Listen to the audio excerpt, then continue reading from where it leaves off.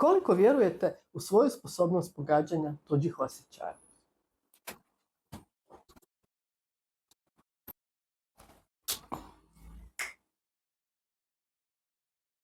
Što biste rekli koje je od ova dva lica sretnije? Ja bih rekla ovo drugo i kasnije ću vam reći zašto tako mislim. Jedno pojašnjenje vezano za ovu iluziju.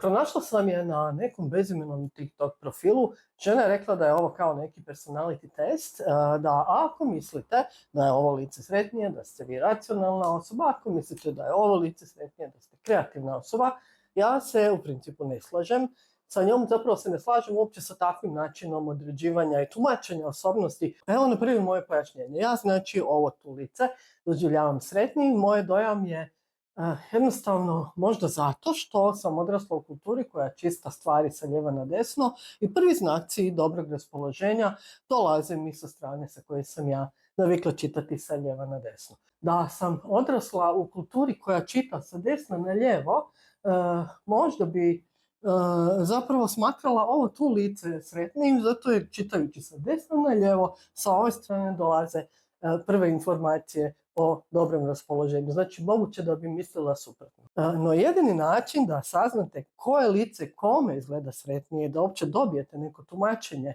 je da pitate ljude i posebno da ih pitate što misle i zašto tako misle. Začudi me svaki puta kako su nam umovi posve različiti i putevi misli idu potpuno nekim drugim putanjima. Usput, koje se lice vama čini sretnije?